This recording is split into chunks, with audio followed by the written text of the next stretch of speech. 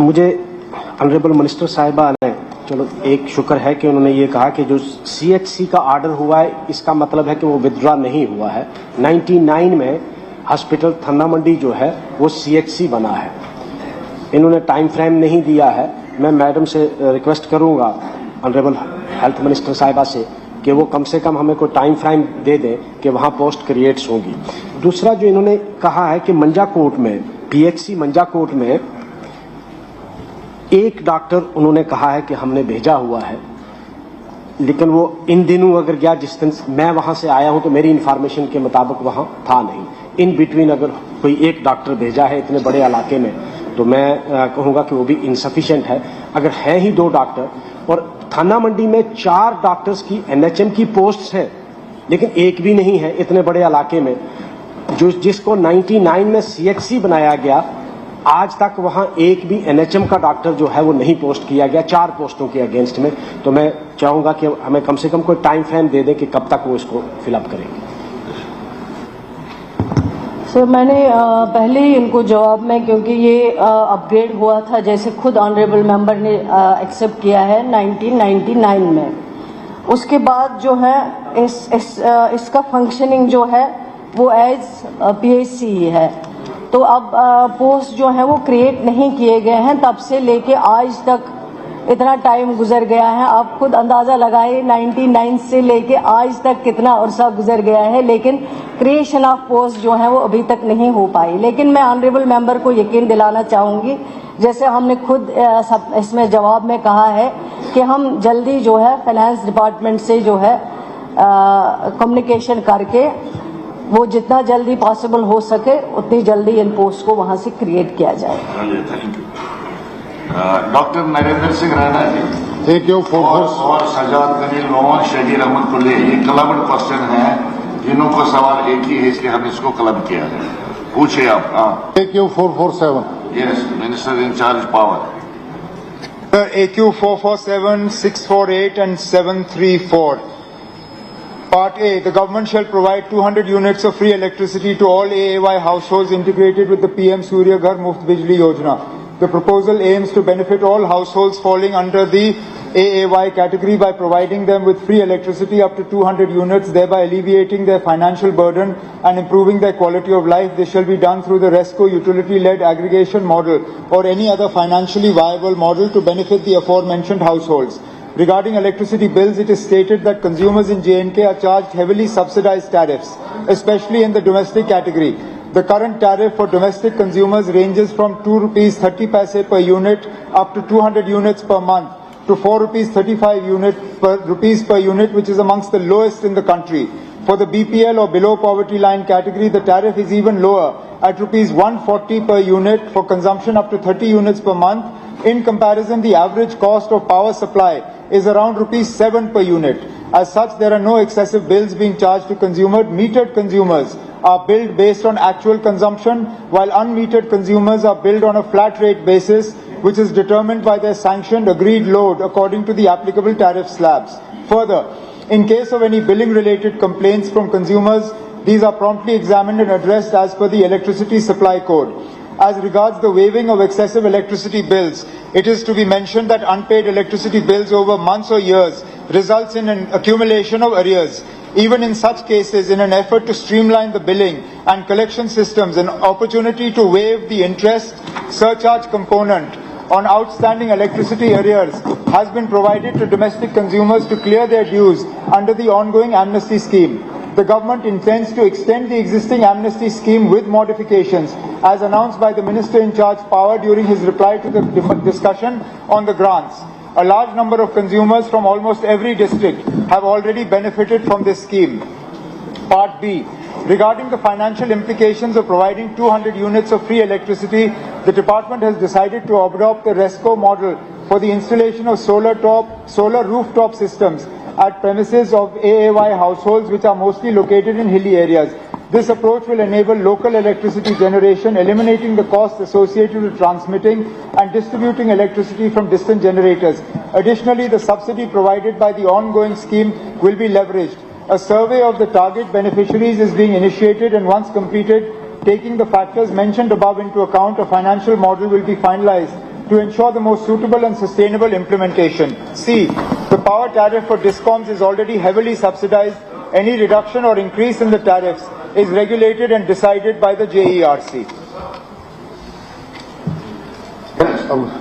Sir एक supplementary था। एक तो ये कहा गया हो कि AAY को इंटीग्रेट करेंगे मुफ्त बिजली योजना के साथ, जो आंसर दिया हुआ है। मेरा एक सप्लीमेंट्री है, ये जो लोगों का एक्सेसिव बिल्स हैं, बिजली के बिल्स हैं, कहा गया हुआ है कि जो ऑलरेडी एमनेस्टी स्कीम है उसको एक्सटेंड करेंगे। क्या जो उनका प्रिंसिपल अमाउंट है उसको कम करेंगे, नहीं करेंगे?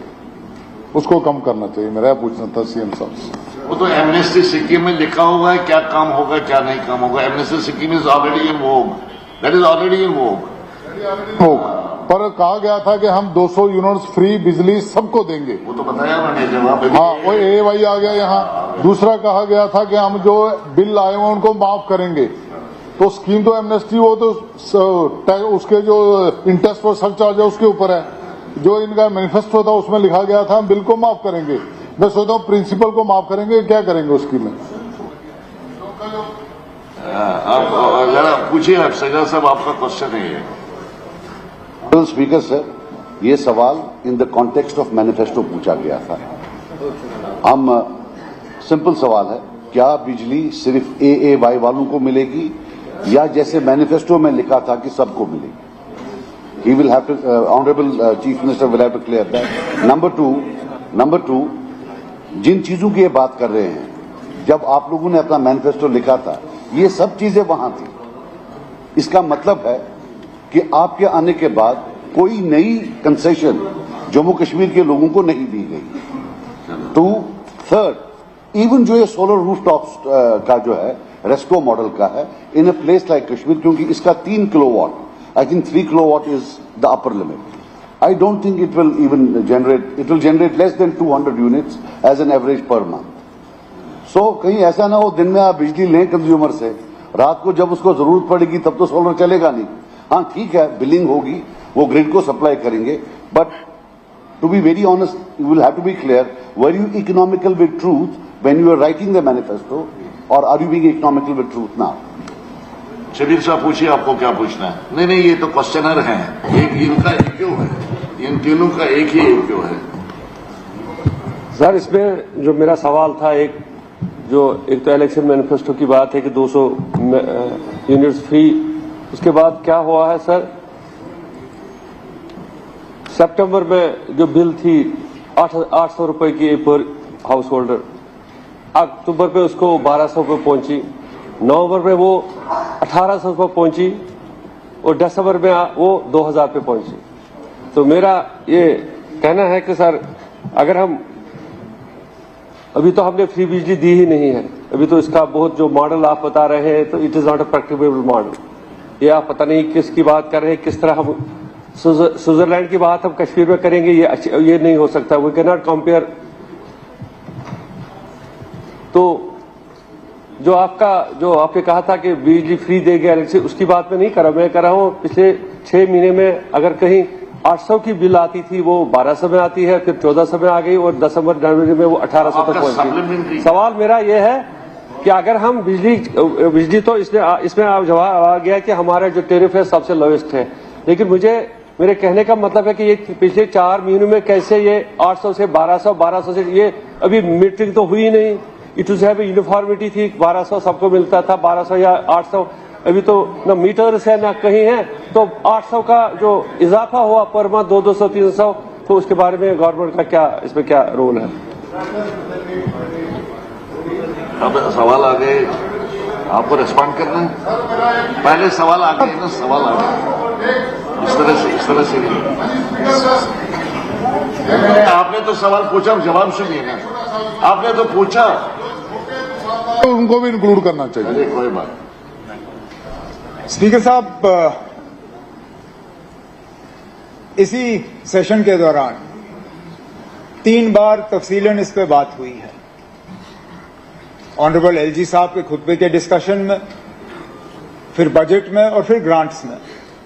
अब वही चीज मैं बार बार फिर दोहराऊंगा। हमारा जो मैनिफेस्टो में वादा है जो भी वादे हैं, हमारा पूरा इरादा है कि हम उनको जो है हम पूरा करेंगे और उन पे हम उतर आएंगे। हम ना उस वक्त सच के साथ खिलवाड़ कर रहे थे, ना आज कर रहे हैं। अब एक तरीके से ये होगा, शुरुआत जाहिर सी बात है उनके साथ की जाएगी जो सबसे ज्यादा गरीब हैं, जो सबसे ज्यादा डिजर्विंग हैं। उसमें हम AAY कैटेगरी को ले रहे हैं, आगे जाके इसका दायरा जो है बढ़ा दिया जाएगा। फिलहाल ये शुरुआत है। अब इन्होंने खदशात जाहिर किया कि ये चलेगा नहीं, अभी शुरू भी नहीं हुआ, शुरू होने दीजिए, फिर देखते हैं, अगर नहीं चला इसको तब्दील कर लेंगे। हमारा इरादा है कि बिजली लोगों तक पहुंचाएं। अब इनको दूध से मतलब है या गाय से? हमें दूध से मतलब है। कौन सी गाय से दूध आती है हमें उससे मतलब नहीं है। हमारा मकसद है लोगों को 200 यूनिट बिजली पहुंचा देना, वो हम पहुंचा देंगे। अब किस तरह पहुंचाएंगे, किस तरह पहुंचाएंगे कि सबसे कम बोझ जो है वो खजाने पे पड़े, वो अब हम पे छोड़ दीजिए। हम अपनी स्कीम जो है वो मॉडिफाई कर लेंगे। जहां तक जनाब रायना साहब का सवाल था, एमनेस्टी स्कीम को जो है बढ़ा दिया गया, जैसे मैंने जवाब में कहा है, इसमें कुछ मॉडिफिकेशंस पे भी हम सोच रहे हैं। अगर उन मॉडिफिकेशंस पे हम प्रिंसिपल को ला सकते हैं, उस पर हम गौर कर रहे हैं।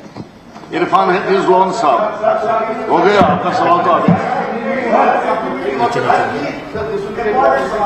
सर 25 लाख हाउस होल्ड्स हैं, 40,000 आप साल में कर रहे हैं, इस रेट में 50 साल लगेंगे। 50 साल आप रहेंगे नहीं यहाँ। आप मेरी बात सुनिए, दिस इज अर्थमेटिक, आप उसको, मैं इनसे पूछ रहा हूं आपका नाम क्या है, ये बोल रहे हैं नाम में क्या रखा है, नाम तो सबका होता है। Simple and straightforward, will you provide free electricity to every household, yes और no, one word and when, that's it. मेरी अंग्रेजी शायद सजाद साहब से बेहतर है नहीं, इसलिए मैं कम इस्तेमाल करता हूं। But will you provide free electricity and when का वन वर्ड आंसर हो ही नहीं सकता, क्योंकि सवाल 2 है, सवाल 2 के वन वर्ड आंसर हो नहीं सकते। 200 यूनिट फ्री फराहम करना, किस तरीके से करेंगे, कैसे करेंगे, वो हमारी जिम्मेदारी है। मैंने बार बार कहा, हम इस जिम्मेदारी को निभा लेंगे। इरफान हफीज लोन साहब, इरफान हफीज लोन साहब पूछे sir AQ number 867, minister in charge revenue, revenue minister, revenue minister, revenue minister.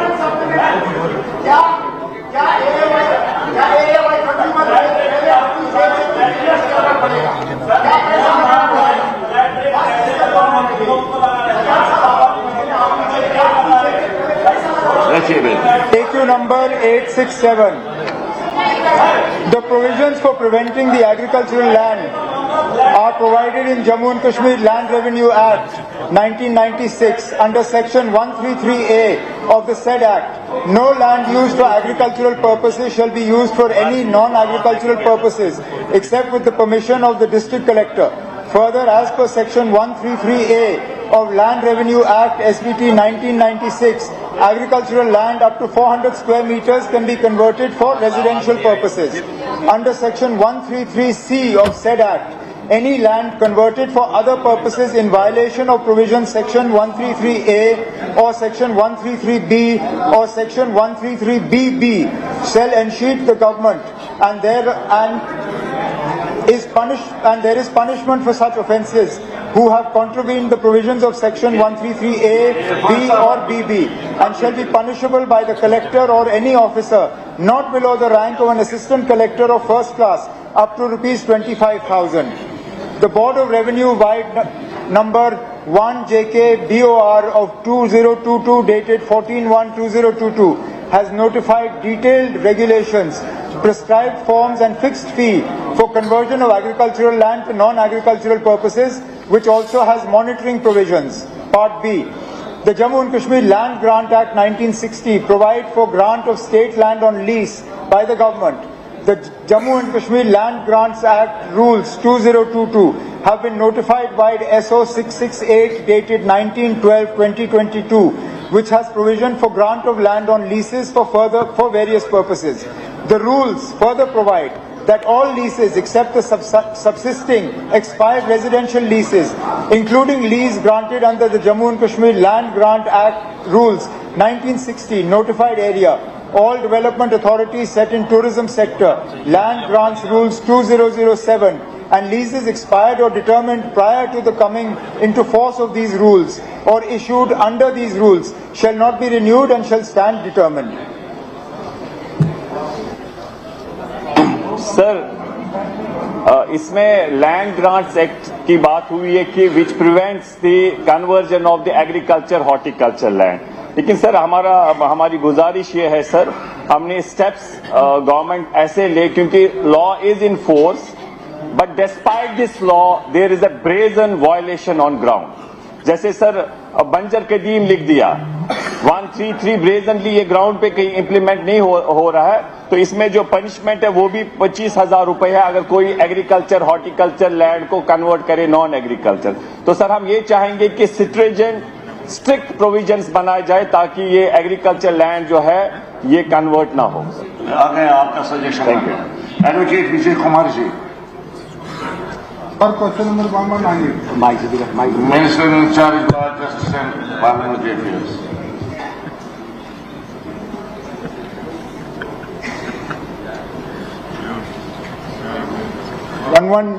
AQ number 1198. No, sir.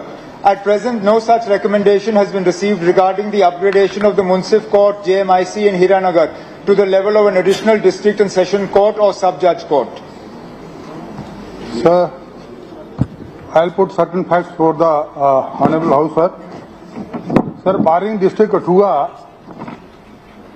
there are 5 municipal courts in District Kathua, 1 at Hiranagar, 2 at Bilawar, 1 at Mahanpur, another at Basoli and Bani, sir.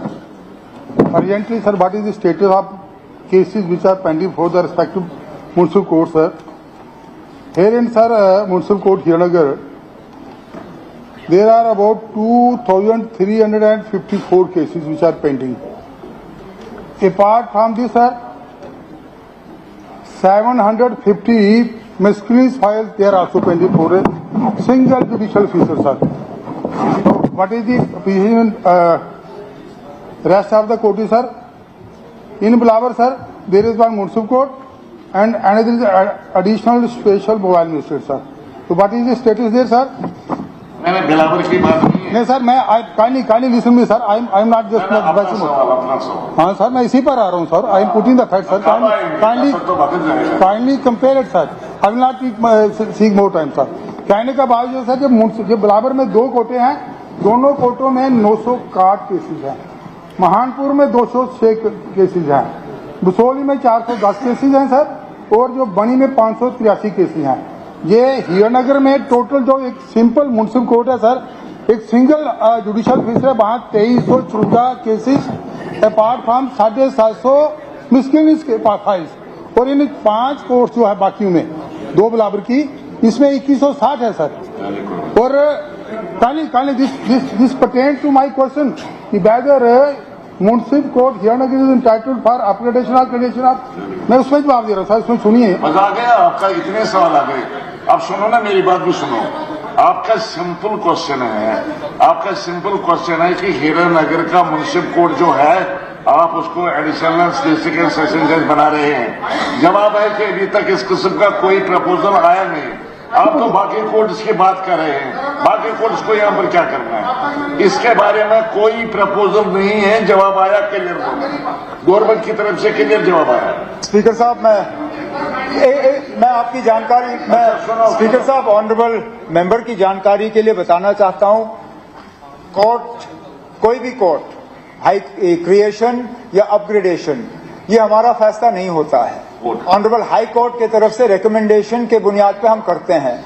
फिलहाल जिस court की आपने बात की या जिन courts की आप बात कर रहे हैं, ऑनरेबल हाई कोर्ट की तरफ से अपग्रेडेशन या क्रिएशन का हमें कोई रिकमेंडेशन आया नहीं है।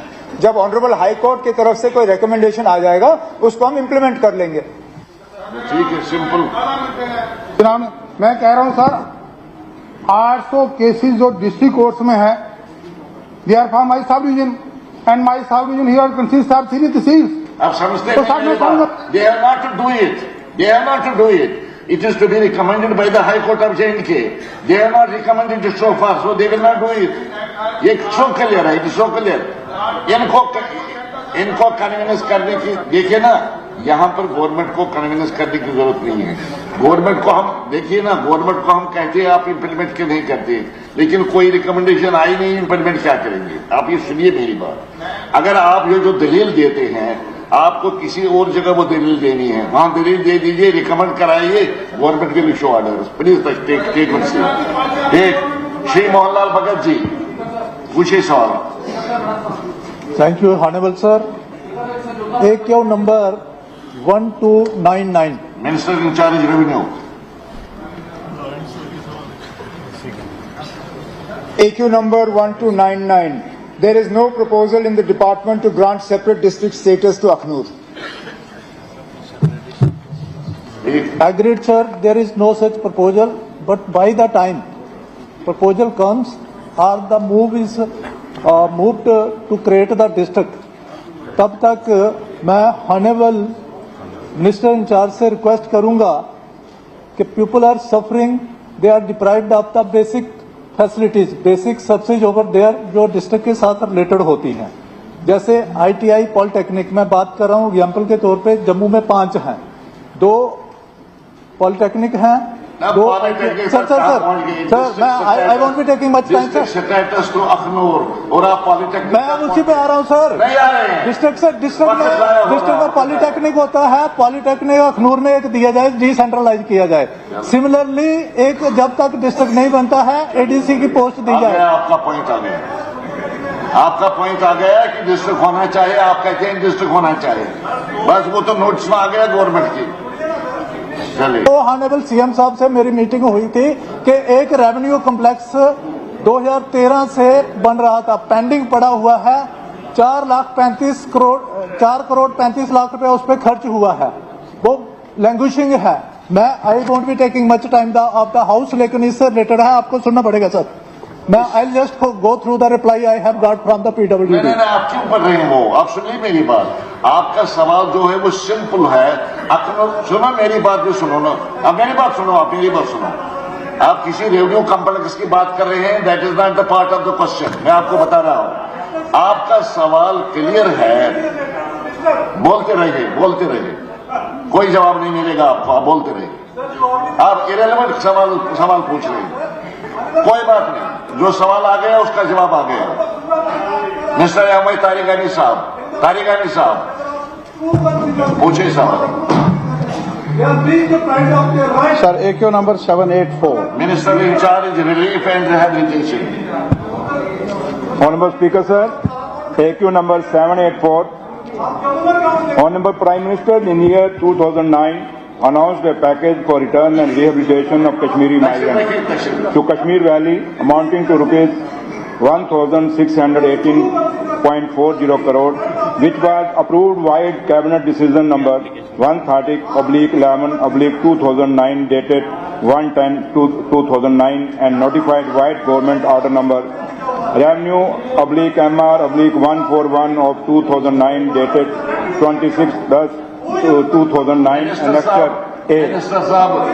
The broader components of the scheme are housing, transit accommodation, continuation of cash relief to migrants, student scholarship, employment, assistance to agriculture and horticulture, waiver of interest on loans, employment opportunities in order to facilitate return and rehabilitate Kashmiri migrants in Kashmir Valley. During 2009, Government of India sanctioned 3,000 posts under PMRP and under PMDP 2016. Additional 3,000 posts were also sanctioned, totaling to 6,000 posts. Against this as post, appointment orders in respect of 5,868 have been issued so far. The remaining 132 posts are in pipeline for completion of selection process. Transit accommodation in order to accommodate Kashmiri migrants. Government applies and package in Kashmir Valley. The Government of India further sanctioned the construction of 6,000 transit accommodation. I am going to take action against you.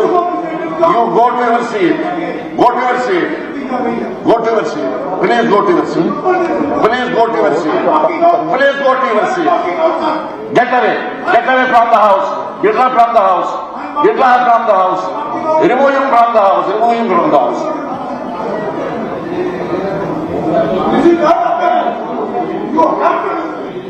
चलिए Transit accommodation in different district of Kashmir Valley. Minister साहब जवाब बड़ा लंबा है जी sir. हम तारिकानी साहब से भी कहेंगे कि सवाल पूछेंगे।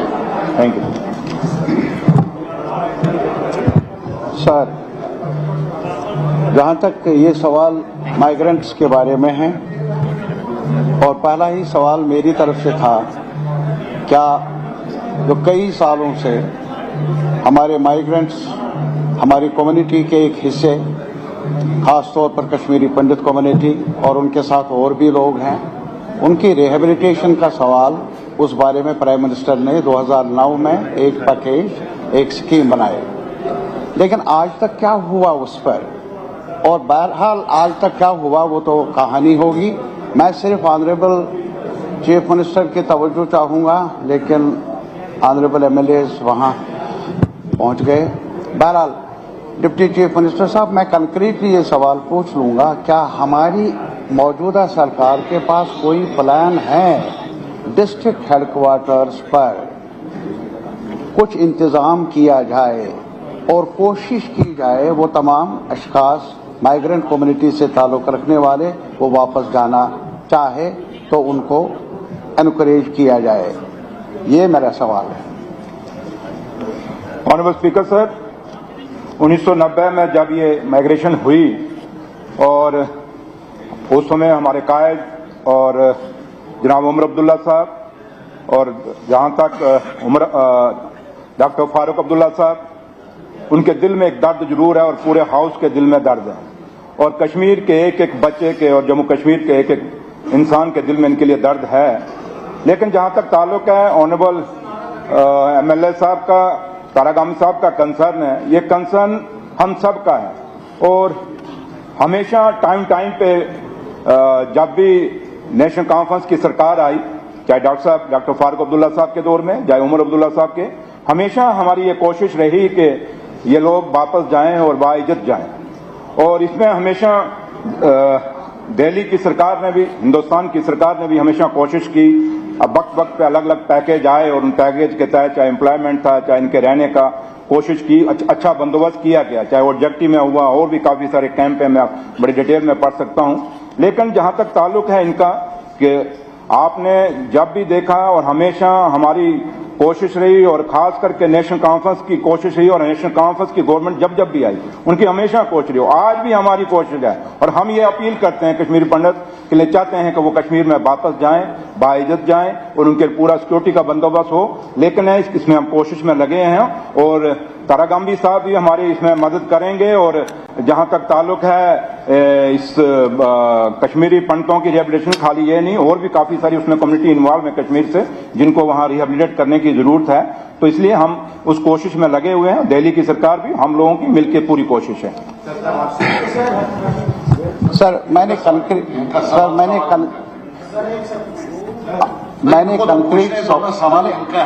इनका है। मैंने नेशनल कॉन्फ्रेंस की पॉलिसी पर कोई क्वेश्चन नहीं किया। मैं खुद कन्विंस हूं कि वो पहले से ही चाहते थे कि ऐसा ना हो, हुआ, बाद में ये कोशिश की कि उनको राहत मिले, सब ठीक है। आज ये पूरे हाउस का कंसर्न होना चाहिए मेरी नजर में, उनकी वापसी का सवाल है। मैं अब उसमें दो राय नहीं, अब चूंकि सरकार है यहाँ, अवामी सरकार है, अगर कल तक क्या हुआ क्या नहीं हुआ, आज की सरकार को कुछ इस सवाल को अपने एजेंडे पर रखना चाहिए ताकि उनकी वापसी के बारे में जो कुछ मुमकिन है वो किया जाए। दूसरा सवाल इसी के साथ सर मैं ये भी कहूँगा, कुछ माइग्रेंट्स हैं इसी कम्युनिटी के साथ ताल्लुक रखने वाले जो बेचारे बहुत मुश्किल हालात में भी वही रहे, उनको सजा क्यों? प्राइम मिनिस्टर्स पैकेज में क्या उनको नहीं लाया जाना चाहिए? वो गांवों से गए हैं, वहां श्रीनगर शहर में है, बेघर हुए हैं, ये अलग सवाल है। जम्मू नहीं आए लेकिन श्रीनगर में आए, तो उनके पैकेज का, ये जो प्राइम मिनिस्टर्स पैकेज है, उनको आज तक डिप्राइव रखा गया। और इसके साथ ही सर, माइग्रेशन इज माइग्रेशन, और मिजरीज को भी अगर हम खानों में तकसीम कर ले, ये मेरा हुआ, ये आपका हुआ। कई लोग हैं जो पॉलिटिकल वर्कर्स हैं, जो इस वजह से निशाना बने क्योंकि उन्होंने पॉलिटिकल प्रोसेस में हिस्सा लिया या उनकी वाबस्तगी थी पॉलिटिकल पार्टीज के साथ। किसी की पार्टी ये थी, वो थी, मेरी थी, उनकी थी। अब 1300 वो लोग हैं जिसमें कश्मीरी पंडित भी शामिल हैं। मुझे ये बताइए, अभी तक 2 साल हो गए उनको रिलीफ लिए हुए, 2 साल, और 2024 में मुझे सवाल में जवाब मिलता है कमेटी बन गई। मैं इस सरकार को मोरीदी इल्जाम उस पर नहीं ठहरा सकता हूं क्योंकि अभी 4 महीने ही हुए। मैं सिर्फ ये गुजारिश करना चाहता हूं ऑनरेबल चीफ मिनिस्टर साहब से, उनका कसूर क्या, ये दोहरा मेयार क्यों, ये डबल स्टैंडर्ड क्यों कि कोई माइग्रेंट हो जाए एक वजह से, एक कम्युनिटी से दूसरी कम्युनिटी से, कोई भी हो, वो तो मुसीबत ज़्यादा है, उसको सजा मिले। मेरे ख्याल में इसके बारे में सरकार को कदम उठाना चाहिए। हाँ राणा साहब पूछिए, आप क्या पूछना चाहते हैं? सर, मेरा एक प्रश्न था कि एक SRO 425 है, जो ये एम्प्लॉयमेंट का पैकेज है, उसमें वर्ड लिखा हुआ है non migrant Kashmiri Pandit, why not non migrant Sikhs and Hindus, इसको ऐड करना चाहिए।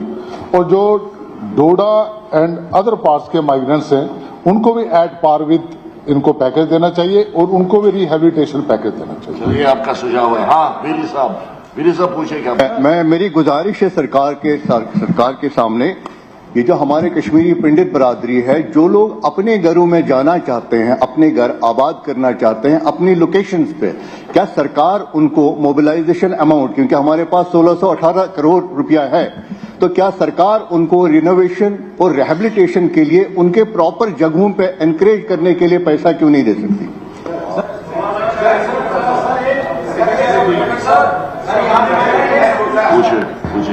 शुक्रिया स्पीकर साहब, ये जो जवाब दिया ऑनरेबल मिनिस्टर साहब ने, मेरा एक सप्लीमेंट्री था, वो ऑनरेबल तारिक आमी साहब ने ऑलरेडी पूछा भी। जो 1300 लेफ्ट ओवर है जिनका प्रोविजनल रजिस्ट्रेशन मिलती थी ये माइग्रेशन के, उसके साथ साथ एक तो उनका क्या करेंगे बेचारों का, अगर उनकी कमेटी बन रही है, वो चाहे सिख कम्युनिटी से, मुसलमान कम्युनिटी से, हिंदू कम्युनिटी से, they are left over sir 1300, ये 1250 से 1300 सर। उसके साथ साथ क्वार्टर्स ऑलरेडी बने हैं, ये मटन में बने हैं, शांगस में बने हैं, जेवन में completed, they are all completed in all aspect. Sir, उनको अलॉटमेंट क्यों नहीं की जाती है ताकि वो जो डिजर्विंग है उनको वो क्वार्टर्स मिल जाते? हाँ शौकत साहब। शुक्रिया सर।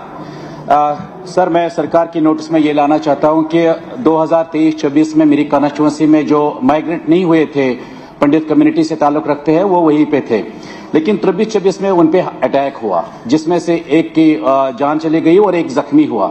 जो इंजर्ड हुआ वो फिर 5-7 महीने के बाद वो भी इस दुनिया से रुखसत कर गई। लेकिन सर, जो उनकी फैमिली है ना, उनको माइग्रेंट बेनिफिट्स मिलते हैं, हालांकि क्वार्टर यहाँ पे मिला है, लेकिन जो इसको खाने पीने के लिए जो पैसा मिलने थे सर, वो नहीं मिल रहे। और हाल ही में मैंने ये रिलीफ कमिश्नर के पास गया उनकी एप्लीकेशन लेके, लेकिन उन्होंने कहा कि ये बैन है।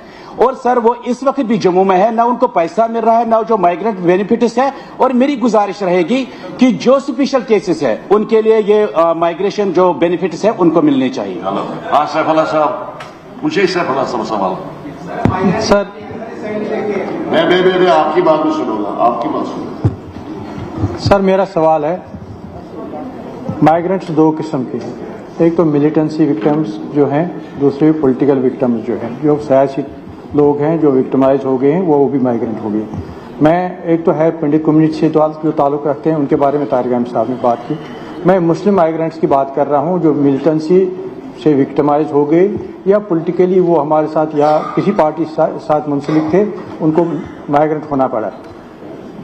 1250 ऐसी फैमिलीज हैं जो बाज़ाब्ता तौर रिलीफ ले रही थी, उनकी बाज़ाब्ता एक रजिस्ट्रेशन हो गई थी पिछले कई दहाइयों से। उनका रिलीफ सब कुछ जो भी रजिस्ट्रेशन वगैरह कैंसिल किए गए और उनका रिलीफ वगैरह सब कुछ बंद किया गया है। एक कमेटी बनाई है गवर्नमेंट ने कमेटी को भी कई साल हो गए बनी हुई, लेकिन वो कमेटी अभी तक उनका जो केस है उसको डिसाइड नहीं कर रहे हैं कि क्या वजह है कि उन बेचारों को अभी तक दर की ठोकरें खा रहे हैं। इसके साथ साथ मेरा ये सवाल है सर, ये जो मुस्लिम माइग्रेंट्स हैं इनको जिस तरह से बाकी कम्युनिटीज को अकोमोडेशन दी जाती है, वो भी अपने घरों से निकले हैं, वहां से भागे हैं घरों से, उनकी कोई अकोमोडेशन है, उनको भी अकोमोडेशन उसी तरह से दी जाए जिस तरह से पंडित कम्युनिटी के लोगों को अकोमोडेशन दी जाए। हाँ मंकुजा जी बताइएगा। इसी माइग्रेंट का यही हमारे इलाके से माइग्रेंट हुए हैं। स्पीकर सर, ये बहुत एक इम्पोर्टेंट एमएलए साहब, मैं करना थोड़ी गल हालत है कि कोई इंसान ही नहीं जहाँ वो रह रहे हैं, 20 सालों से एक जगह पर बैठे हुए हैं। तो कश्मीर में एक वक्त कैसा हालात बने जिसमें आम नागरिक को उस हालात में निशाना बनाया गया, और कश्मीर से भी और जम्मू से भी, और गवर्नमेंट ने उस टाइम स्टेप्स लिए गए कि उनको किस तरीके से रिहेबिलिटेट किया जाए। इसमें कश्मीरी पंडित हैं, मुस्लिम हैं, सिख हैं, जम्मू के माइग्रेंट हैं, कश्मीर के माइग्रेंट हैं। सर ये रिव्यू किया जाना चाहिए। मेरा सवाल ये है कि क्योंकि जैसे मेरे कुछ ऑनरेबल एमएलएज ने कहा कि बड़े वर्षों से, जो रिसेंटली 2, 4, 5, 10 वर्षों में भी लोगों को माइग्रेट होना पड़ा, उनका रजिस्ट्रेशन नहीं हो रहा है, जिसकी वजह से वो काफी एक मुश्किलात हालात में है। इसी तरीके से मैं कहूंगा, जैसे एमएलए साहब रियासी के हमारे कह रहे हैं, हमारे Talwara migrant, sir Talwara migrant अगर एक सिचुएशन पूरे स्टेट में एक उभरी बराबर सिचुएशन थी, एक एरिया के लोगों को हमने रिलीफ कैश काइंड और बाकी जो दिया, लेकिन ये तलवाड़ा माइग्रेंट को आज तक गवर्नमेंट की तरफ से कुछ नहीं मिला, और वो भी कोर्ट में जाके थोड़ा बहुत उनको राशन मिलता है। तो मेरा ये गुजारिश है कि दोनों पूरे जो माइग्रेंट हैं उनको एक ही तर्ज पे लेना चाहिए, और सीएम साहब को इसमें पर्सनली एक बार मीटिंग लेके इसमें जो खामियां हैं उसको दूर करना चाहिए, क्योंकि महकमा इनके पास है। स्पीकर सर, मैं बहुत ही लाइव इशू इन्होंने बताया है। The bullets are as painful and purposeful may be fired in Jammu as well as Kashmir. ये मैं अपनी तकरीरी हाई कोर्ट के जजमेंट को कोट कर रहा हूं। तो इन्होंने जैसा कहा है, मैं सरकार से पूछना चाहूंगा, हमारा complete and comprehensive rehabilitation plan क्या है? और जो स्पेसिफिक जो पार्ट एच है, इस पर चर्चा नहीं हुई है कि जो श्राइन्स एंड टेम्पल्स जो वहां पे डैमेज किए गए हैं टर्मोइल के पीरियड में, उनको रिस्ट्रक्चर करना, उनको रिफर्बिश करना और फिर रिस्टोर करना उस कश्मीरी पंडित्स को, उसके बारे में सरकार का क्या एक्शन प्लान है? मैं ये दो बातें सरकार की नजर में लाना चाहता हूं, और सरकार से इस जय साहब मैं जो बजट पढ़ रही है उसका प्रोविजनल लिस्ट पहले ही निकला हुआ, पहले ही वो जो अलॉटीज का है प्रोविजनल लिस्ट बनाया हुआ है, लेकिन उसमें डिले क्यों हो रहा है? उनको वो क्यों नहीं अलॉट किया जा रहा है, ताकि वो जो उनकी जो पीड़ा है, जो उनकी परेशानी है, वो खुद दूर हो जाती। दूसरी बात है कि हम जो तारिकानी साहब ने पॉलिटिकल माइग्रेंट्स की बात की, जो सियासी वजूहात की बिना पर जो उन्होंने जिक्र किया 1300 के करीब है, उनका मुझे लगता है किसी डिले के बगैर ही उनका समाधान होना चाहिए। उनका जो भी उनकी जो भी परेशानी है वो परेशानी दूर की जानी चाहिए। आपको कुछ कहना है तो इनको जवाब देने दीजिए ना, ये बहस होगी। ऑनरेबल स्पीकर सर, ऑनरेबल जितने भी मेंबर्स हैं, इनका कंसर्न बड़ा जेन्युइन है, और मैं भी उस परिवार से आता हूं जिसने ये दर्द सहा हुआ है माइग्रेशन का। जब 47 में ये यहाँ हिंदुस्तान और पाकिस्तान का जब विभाजन हुआ, मैं उस परिवार से हूं जहां हमारे परिवार बिछड़े हुए हैं, और आज भी हमारे जो बुजुर्ग हैं और हमारी फैमिली से रोते रोते चले गए, लेकिन उनका कभी मिल नहीं सके वो वापस जाके। तो लिहाजा इनका कंसर्न बड़ा जायज है, और जहां तक ताल्लुक है, जो इनकी सजेशंस हैं उसको हम एग्जामिन करा लेंगे, और बड़ी जेन्युइन है, और ये खाली किसी एक इलाके का नहीं, चाहे खिता चिनाब वैली है, चाहे खिता पीर पंचाल है, कश्मीर है, या पहाड़ी इलाका हमारा कंडी है, हर जगह से माइग्रेशन हुई है, इसमें कोई दो राय नहीं। लेकिन जो भी इनका कंसर्न है वो हम एग्जामिन करा लेंगे, और जो बेस्ट हो सकता है वो करेंगे। डॉक्टर शफी अहमद वानी साहब पूछिए सवाल। सर, एक number 75 minister in charge school education.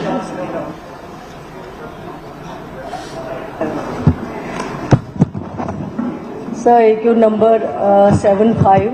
Yes, the school education department has received demands for upgradation of various schools of Badgaum district, including middle school Mazhama, girls middle school Kanihama, middle school Rasu, and middle school Charangam and SK Pora, Ratsan and R Pathan. However, the school education department has no immediate proposal for upgradation of schools, as a large number of schools have already been upgraded, and the department is presently focusing on creation of regarding required infrastructure and providing staff to all schools, especially the upgraded ones. Moreover, the education department faces shortage of teaching staff as no recruitment of teachers could be made for last 5 years due to freezing the post of general line teachers, White SAC decision number 2018. The upgradation of schools involves huge financial implication for creation of infrastructure and posts of teaching staff, which requires concurrence from the finance department. Given the financial position of Jammu and Kashmir at present, it is not possible to arrange the required financial resources for the upgradation purposes. Besides, for upgradation of schools, fulfillment of laid down criteria and norms is prescribed. However, as and when the department process upgradation of school, the above said school of Badgam district shall be considered. Yes, पूछिए आप सवाल।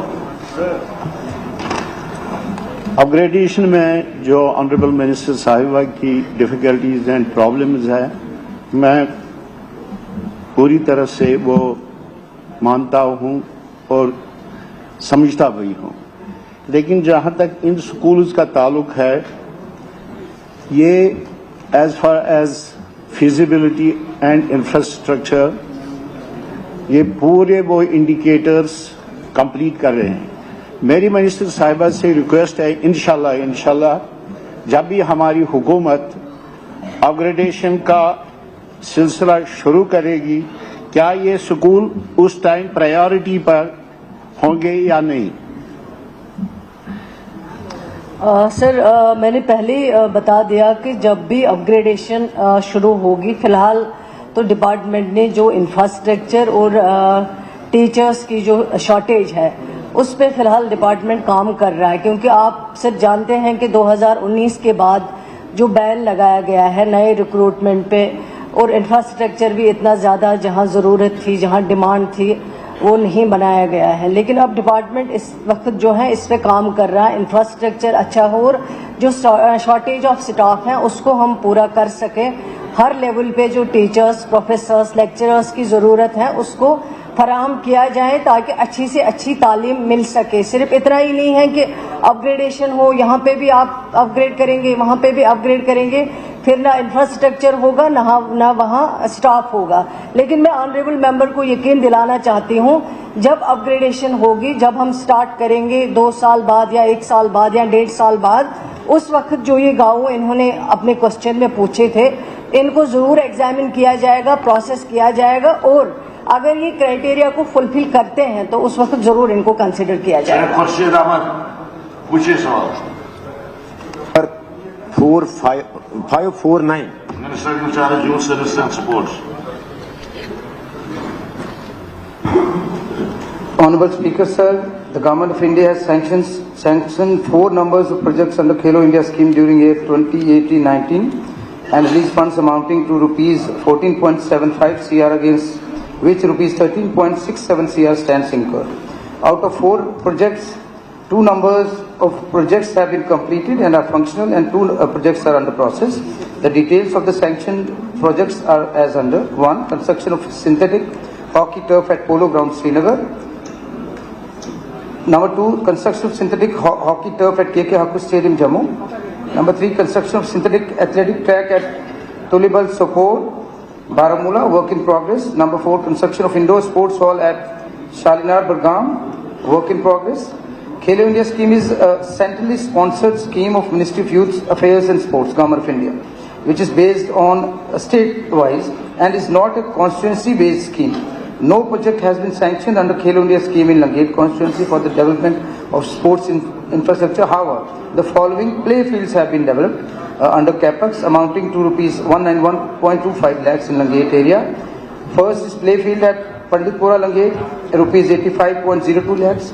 Second is play field at Ashpura, rupees 23.13 lakhs. Third is play field at Kutladi Mawar, rupees 1196 lakhs. Fourth is football ground at Kulangam, rupees 12 lakhs. Fifth is open air gym at Kulangam, rupees 20 lakhs. And sixth is roller skating at Government Girls High Secondary School, Langet, 39.14 lakhs. Sir जी मेरा supplementary है minister साहब, क्या आप बताएंगे कि जो आपने कहा कि 13.67 CR जो स्पेंड किया गया है, क्या 18-19 का आपने कहा है, 18-19 के बाद क्या कोई पैसा नहीं आया? और दूसरा ये कि क्या इन 4 प्रोजेक्ट्स के सिवा जो क्या एक्टिविटीज के लिए कोई पैसा इस्तेमाल नहीं हुआ? और दूसरा मेरा इसमें सप्लीमेंट्री की जो प्ले फील्ड्स आपने कहे कि डेवलप हुए लंगेट में, क्या गनापुरा, मागाम, चोगुल, पोरूपेट, नुतनुसा और भी कुछ प्ले फील्ड्स हैं, उनको डेवलप करने के लिए आप क्या करें? जैसे कि कल ऑनरेबल एमएलए साहब के साथ सर इस पर बात हुई है और जो अहद हमारी सरकार उमर अब्दुल्ला सरकार गवर्नमेंट ने लिया है कि लोगों को नशे से दूर करके, मोबाइल से दूर कर ग्राउंड तक ले जाना है, उस पर हम काम कर रहे हैं।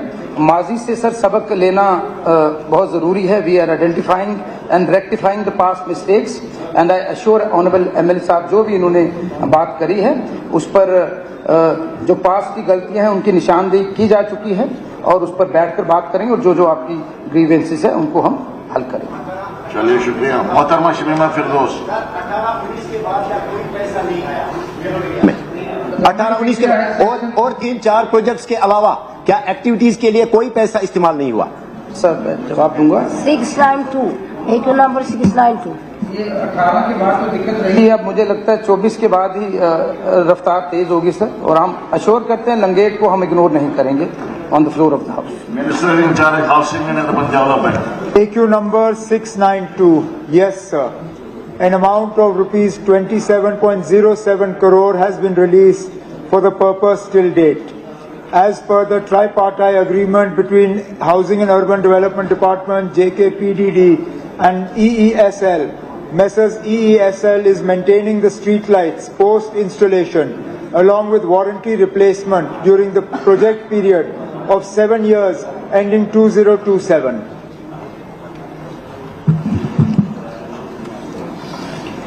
सर इसमें मेरा क्वेश्चन है, जो इन्होंने जिक्र किया है 27.07, it is a huge amount जो इनको अलॉट प्रोवाइड किया गया है गवर्नमेंट की तरफ से for installation of lights.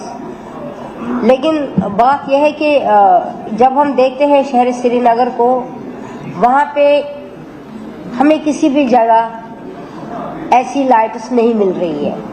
Of course इन्होंने किसी जगह लगाई है, लेकिन सिर्फ 4 या 5 दिन के बाद या ज़्यादा से ज़्यादा 1 हफ्ते या 2 हफ्ते के बाद वो लाइट्स खराब हो जाती है। जब हम इनके साथ बात करते हैं एसएमसी के साथ, चूंकि इन्होंने लिखा ये यहाँ पर HUDD भी, लेकिन उनके साथ कोई इसका कंसर्न होता नहीं है कि वो कहते हैं कि ये सिर्फ एसएमसी की ड्यूटी है। PDD वाले भी कहते हैं कि हमारा काम नहीं है कि हमें मेंटेन करें या हमें फिर से नए सिरे से, उन्होंने लिखा है कि हम फिर से इंस्टॉलेशन इनकी करते हैं। ये सारा ही जो ये इन्होंने बोगस दिया है जवाब, न ये फिर से इंस्टॉल करते हैं और नहीं इनको ठीक करवाते हैं। वो सारे के सारे जो लाइट्स है और ये जो पैसे है ये सारा कुछ ज़ाया हो गया है। पिछले दिनों से जब यहाँ पे असेंबली शुरू हो गई, सप्लीमेंट्री सर, जब असेंबली यहाँ पे शुरू हो गई तो उन्होंने क्या किया, उन्होंने हमें फोन किया कि कहाँ पर लाइट खराब हो गई है, लेकिन अभी तक वो कोई भी लाइट ठीक उन्होंने नहीं की। मैं सर से पूछ रही हूँ प्लीज ये हमें दें, क्योंकि it is very important question.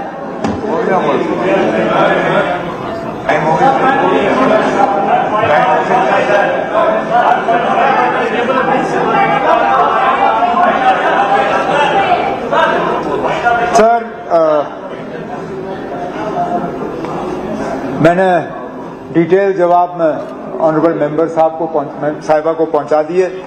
बीच बीच में जहां पे लाइट खराब हो जाती हैं, इस एग्रीमेंट के तहत जिन्होंने इंस्टॉल किए उनकी जिम्मेदारी है उनको ठीक करना। अगर कहीं पे आपकी जानकारी है कि ये नहीं हो रहा है, वो जानकारी आप हम तक पहुंचा दीजिए, हम मौके पे उसको एग्जामिन करवा के जहां ठीक करना होगा हम करवा देंगे। Question over is over. जनाब उमर अब्दुल्ला साहब, जनाब